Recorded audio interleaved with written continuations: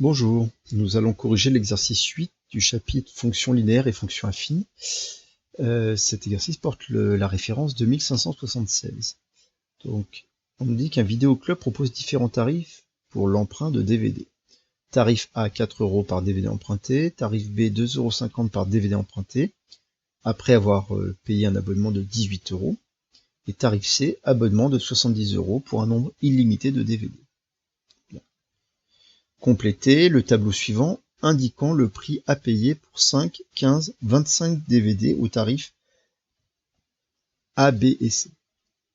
Commençons par le plus facile, c'est-à-dire par le tarif C.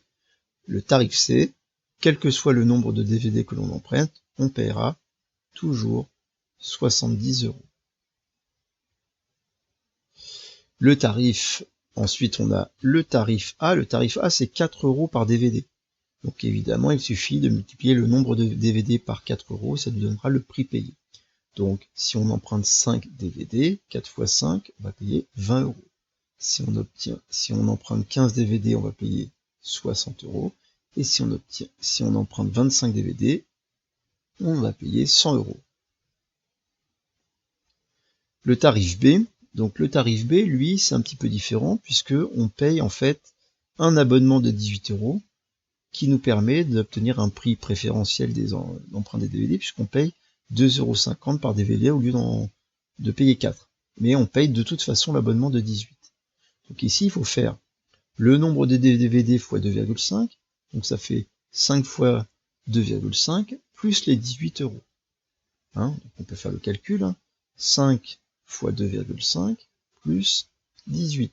5 fois 2,5, ça nous fait 12,5, et 12,5 plus 18, c'est égal à 30,5.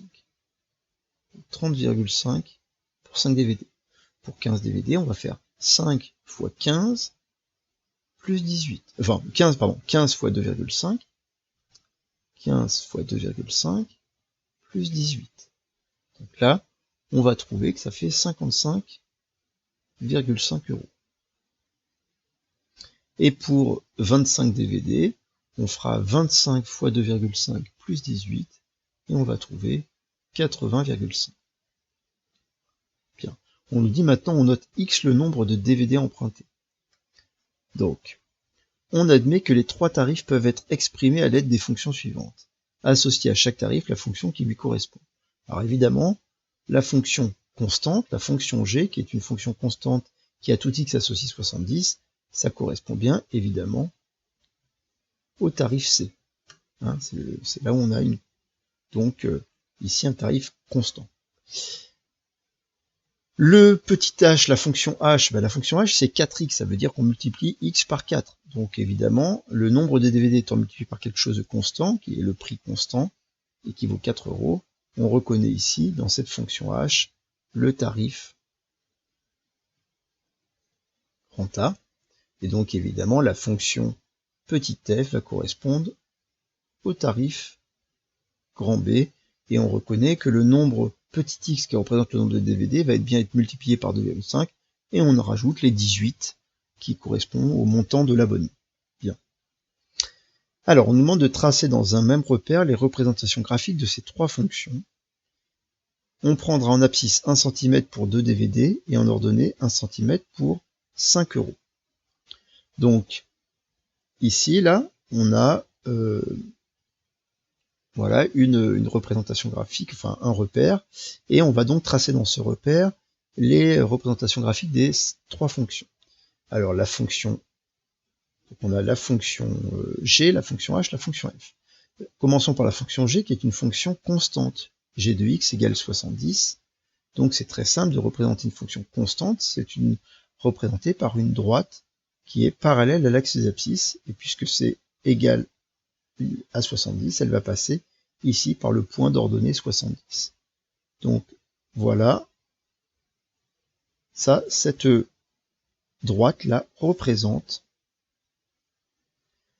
donc elle représente la fonction G, c'est-à-dire le tarif C. Maintenant, on a la fonction la fonction h qui a x associe 4x, qui était le tarif A. Alors cette fois, cette fonction, on reconnaît ici une fonction linéaire. Donc on sait déjà que c'est une droite qui va passer par l'origine du repère. Donc on a un point. Il nous en faut un deuxième. Donc c'est très simple. Il suffit de se dire que si h de x égale 4x, ben ça veut dire par exemple que h de 5, on sait que l'image de 5 c'est 20. Et donc ça vous donne ici un point. On est sûr que la droite elle passe par ce point-là, sachant qu'elle passait aussi par l'origine, et que c'est une droite, puisque c'est une fonction linéaire. Il est très simple de tracer sa représentation graphique. Donc voilà ici la courbe représentative de h qui représente la fonction qui a h de x égale 4x. La dernière, la fonction f. La fonction f c'est une fonction affine, et donc cette fonction affine, on connaît l'ordonnée à l'origine, 18, et son coefficient directeur, 2,5. Donc il y a plusieurs manières de tracer. Première manière, on utilise l'ordonnée à l'origine, mais ici l'ordonnée à l'origine, ça va pas être très précis, vu notre unité. Donc on peut peut-être utiliser, par exemple, calculer deux images. Alors on peut utiliser soit notre tableau, hein, on parle du tarif B, donc on pourrait utiliser notre tableau pour 5, 15 et 25. Voilà, on peut aussi utiliser d'autres valeurs si ça nous paraît plus simple. Par exemple, on voit bien que on serait tenté ici, pour pas avoir de décimale, par exemple, de calculer l'image de 10. Donc je vais le faire ici, là, comme ça. Regardez, si je calcule l'image de 10 par la fonction f, c'est égal à 2,5 fois 10 plus 18, c'est-à-dire 25 plus 18. 25 plus 18, c'est égal à 43. Donc je suis sûr que le point de coordonnées 10, 43, il appartient à la courbe représentative de f. Alors 10, 43, regardons ce point-là. C'est le point donc ici qui a pour abscisse 10 et qui a pour ordonnée 43. Alors 43, c'est pas si facile que ça, mais là on a 40, ça c'est 45, donc 43 il est à peu près ici. En tout cas, on a un point. De toute façon, c'est pour faire de la lecture graphique, et donc si on voulait avoir des choses précises, on le ferait par le calcul. Hein. Donc là j'ai un point, il m'en faut un deuxième. Je pourrais peut-être faire l'image de 20, parce que de la même manière, 20 fois 2,5, ça va nous permettre de ne pas avoir de nombres décimaux, d'avoir que des entiers. Donc l'image de 20, c'est 2,5 fois 20 plus 18. 2,5 fois 20, c'est égal à 50. Et 50 plus 18, c'est égal à 68. Donc le point de coordonnées 20, 68 appartient à la courbe CF. Donc on va placer le point de coordonnées 20, 68. Donc 20 est là, 68. Alors on a 60, 70, donc 68 est à peu près ici. Et il n'y a plus qu'à tracer donc notre représentation graphique. Donc on va partir de ce point pour placer, voilà, et puis de la même manière, hop, là c'est un petit peu plus dur à faire avec cet outil-là. On sait que ça doit passer à 18, donc c'est à peu près cohérent par rapport à notre droite. Bon, c'est pas d'une précision, elle n'est pas très très belle ma droite, mais ça nous suffira pour répondre aux questions. Donc voilà nos représentations graphiques. Donc ici c'est donc CF. Alors, qu'est-ce qu'on nous demande de faire? Résoudre l'équation. Donc, ce n'est donc pas une résolution graphique. Hein. Cette équation, on peut la résoudre. Donc 4x égale 2,5x plus 18. Donc ça, c'est du point de vue mathématique. On a des x dans les deux membres. On sait qu'on doit se ramener avec des x dans un seul membre. Donc on va par exemple soustraire 2,5x à chacun des membres de l'équation. Ça nous donne 1,5x, on réduit maintenant, égale 18.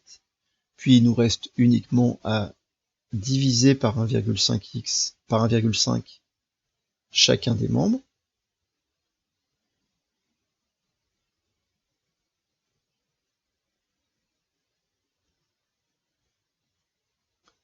Et ça nous fait, alors 18 divisé par 1,5, voilà, à faire de tête, c'est pas très dur. Il suffit par exemple de multiplier par 2 en haut et en bas. Donc ça nous fait du 36, vous multipliez 1,5 par 2, ça fait 3. Et 36 divisé par 3, ben c'est simple, c'est égal à 12. Voilà, c'est plus facile que de diviser 18 par 1,5, de diviser 36 par 3, par exemple. Bien, donc, voilà, interpréter le résultat. Alors, réfléchissons à cette équation. Cette équation, elle représentait l'égalité entre deux fonctions, 4x et 2,5x plus 18, qui étaient en fait les fonctions qui modélisaient le tarif A et le tarif B.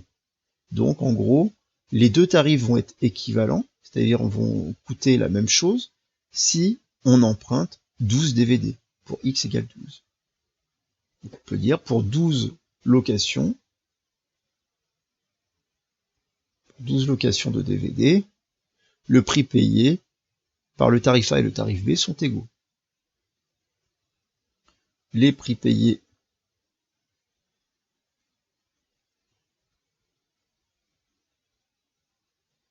par les tarifs A et B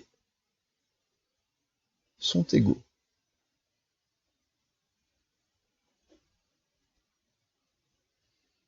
Maintenant, petit 4, résoudre graphiquement l'inéquation suivante. Alors c'est une inéquation qu'on pourrait résoudre algébriquement, et c'est d'ailleurs ce qu'on va nous demander pour la question petit b, mais là on va les résoudre graphiquement. 70 inférieur à 2,5x plus 18. Donc 70, c'est représenté par la fonction g, 1,8x, pardon, 2,5x plus 18, c'est représenté par la fonction f, et donc si on fait une résolution graphique, c'est qu'on voudrait savoir quand est-ce que, pour quelle valeur de x, 70 est plus petit que 2,5x plus 18. Vous voyez que le 70, là, il est vraiment bien au-dessus au début, mais à un moment donné, ça se coupe, et à partir d'une certaine valeur de x, alors il va falloir l'identifier, cette valeur de x, et puis après, on trouvera sa valeur exacte par le calcul. Donc, ici, avec notre... on est sûrement pas très précis, hein, la résolution graphique nous permettra d'être sûrement plus précis. Et là, on s'aperçoit que, tiens, 70 a l'air d'être inférieur à notre tarif. Le tarif C est inférieur au tarif B, à peu près, quand X est supérieur à, donc c'est 21, 22, allez, 22,5. Donc graphiquement, et encore une fois, ce n'est que graphique, hein. Donc, graphiquement,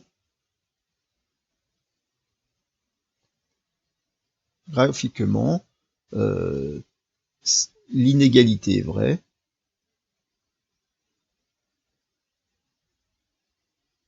Si x est supérieur à, on avait dit 22,5 je crois. Voilà, 22,5. Voilà. Alors maintenant, retrouvons ce résultat par le calcul, vérifions, et je suis sûr, vu le fait qu'on n'ait pas vraiment tracé, que je n'ai pas tracé de manière rigoureuse, hein. Vous voyez, surtout en particulier CF, qui est sûrement pas tout à fait juste ici, il y a de grandes chances que le résultat ne soit pas, soit un peu éloigné du vrai résultat. Donc, c'est bien, on va le faire par le calcul, 70 inférieur à 2,5x plus 18. Alors, on peut soustraire, on va isoler petit x, hein, comme d'habitude, donc on peut commencer par soustraire 18 à chacun des membres.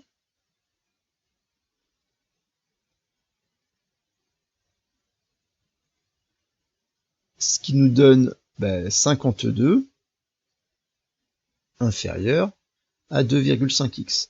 Alors si on n'aime pas, surtout dans une inéquation, avoir le terme en x dans le membre de droite, on peut évidemment inverser tout ça, c'est-à-dire en tout cas se dire que 52 est inférieur ou égal à 2,5x, c'est exactement la même chose que de dire que 2,5x est supérieur ou égal à 52. Hein, donc vous pouvez toujours, dans une inégalité ou une inéquation, remplacer une inégalité par une autre si elle raconte la même chose. Donc on divise par 2,5 chacun des membres.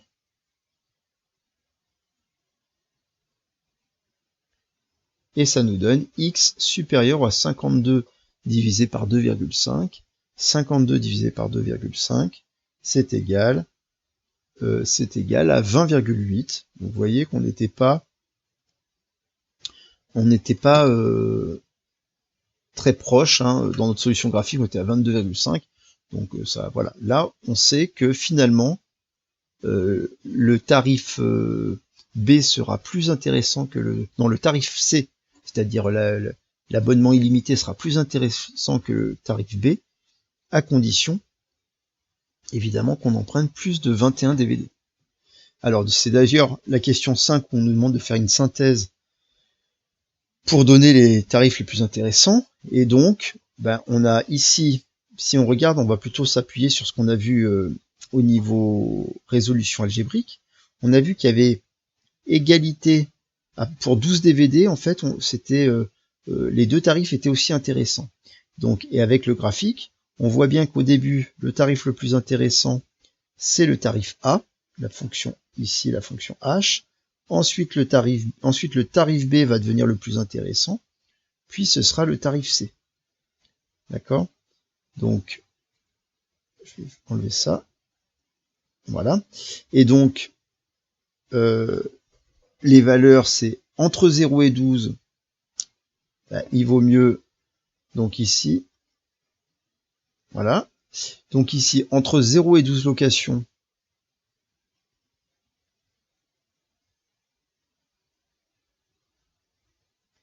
donc il est préférable de choisir le tarif A.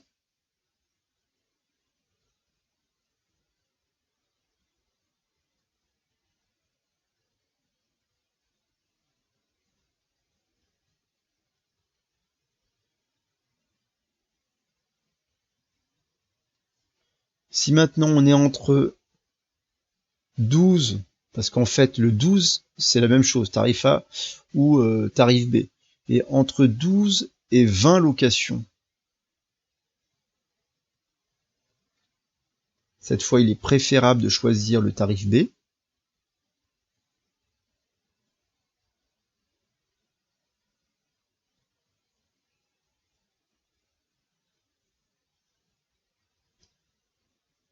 Et au-delà de 21 locations, à partir de 21 locations, il vaut mieux choisir le tarif C.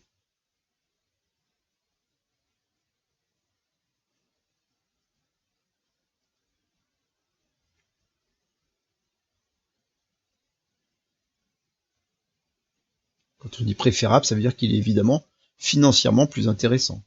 Il est préférable de choisir le tarif C.